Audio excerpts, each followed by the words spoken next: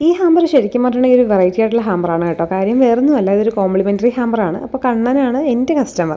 അപ്പോൾ അവൻ എൻ്റെ അടുത്ത് പറഞ്ഞൊരു ഹാമ്പർ സെറ്റ് ചെയ്യണം എന്ന് പറഞ്ഞ് അവരുടെ ക്ലയൻറ്റിൻ്റെ പെരവാസ്തുലിയാണ്. അപ്പോൾ അതിനൊന്ന് കൊടുക്കണം എന്ന് പറഞ്ഞപ്പോഴത്തേക്ക് എൻ്റെ ചിന്നുവിൻ്റെ ഐഡിയയിൽ വന്ന കാര്യങ്ങളാണ് ഈ കാണുന്നതെല്ലാം.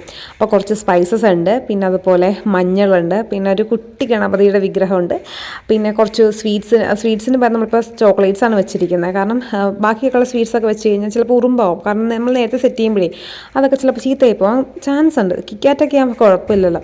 പിന്നെ ഒരു ചെറിയ ലക്ഷ്മി വിളക്കുണ്ട്. ഇതെല്ലാം ചെയ്തതിന് ശേഷം നമ്മൾ പിന്നെ ആഡ് ചെയ്തിരിക്കുന്ന 2 കാണിക്കാൻ വിട്ടുപോയായിരുന്നു.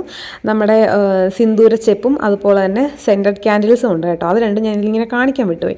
പിന്നെ കുപ്പിവള. ഇപ്പോൾ കുപ്പിവള കണ്ടപ്പോൾ നിങ്ങൾ ഓർക്കുന്നുണ്ടോ എന്ത് തേങ്ങയ്ക്കാണ് ഞാൻ ഈ കുപ്പിവളയൊക്കെ കാണിക്കുന്നതെന്ന്? കുപ്പിവള കാണിക്കുന്നതല്ല, വെക്കുന്നതെന്ന്.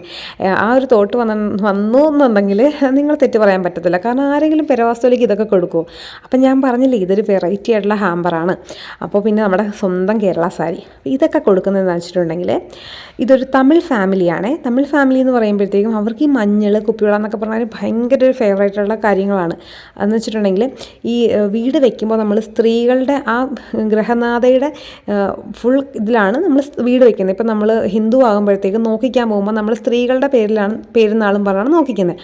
അപ്പം ഞാൻ ആ വീട്ടിലെ ചേച്ചീനെ പ്രതിനിധീകരിച്ചു കൊണ്ടാണ് ഇതെല്ലാം ചെയ്തിരിക്കുന്നത്. അതാണ് കേരള സാരി, അതുപോലെ കുപ്പിവള, സിന്ദൂരച്ചെപ്പ്, ഇതൊക്കെ ഐശ്വര്യത്തിൻ്റെ ആയിട്ടാണ് ഞാൻ കണക്കാക്കുന്നത്.